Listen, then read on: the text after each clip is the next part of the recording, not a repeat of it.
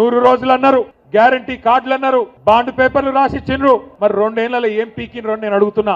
ఏం చేసింది కాంగ్రెస్ పార్టీ 2 ఏళ్లు? ఏమన్నా అడిగితే ఒకటే చెప్తారు, ఫ్రీ బస్ ఇచ్చినాం, ఫ్రీ బస్ ఇచ్చినాం. ఎవలకు ఫ్రీ బస్సు?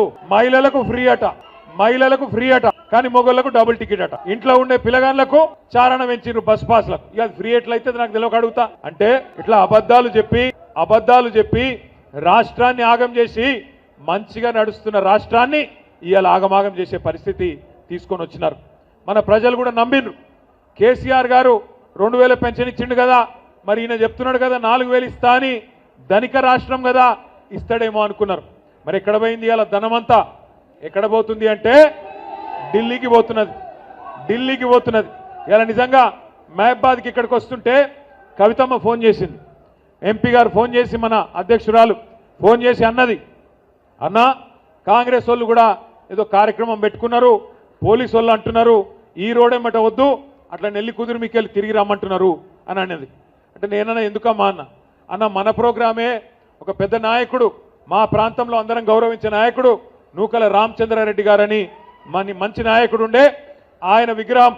ఎందుకంటే ఆయన గతంలో మంత్రిగా పనిచేసినాడు, ఎమ్మెల్యేగా పనిచేసినాడు, నికార్సైన తెలంగాణ వాది.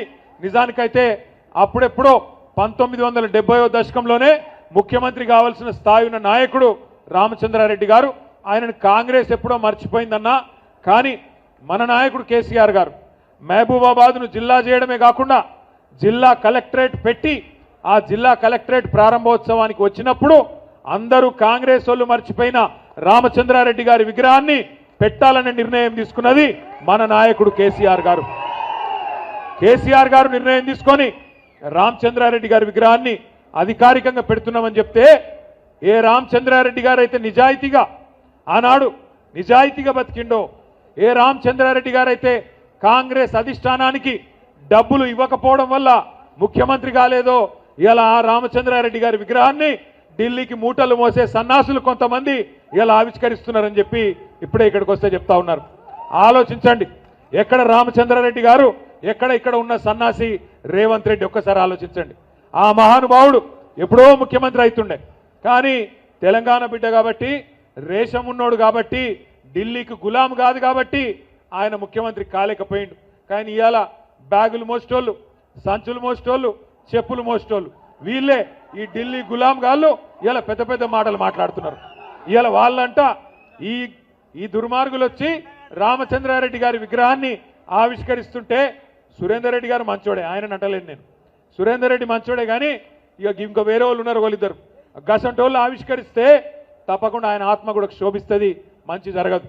దయచేసి నేను మిమ్మల్ని అందరినీ కోరేది ఒకటే, ఆలోచించండి.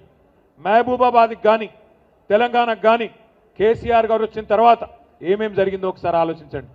తెలంగాణ రాష్ట్రం తెచ్చిన నాయకుడు, మీ ఆశీర్వాదంతో మీ దయతో 2 సార్లు ముఖ్యమంత్రిగా చేసిన నాయకుడు, 2 సార్లు ముఖ్యమంత్రిగా చేయడమే కాకుండా ఇవాళ ఇక్కడ గెలిచి కూర్చున్న మా సర్పంచులు, ఉప సర్పంచులు, ముఖ్యంగా గిరిజన బిడ్డలు, మా బంజారా బిడ్డలు, మీరు ఆలోచన చేయాలా. ఎప్పటి నుంచో ఉన్నది నినాదం, మా తాండాలో మా రాజ్యం ఉండాలని. మరి 3400 గిరిజన గూడాలు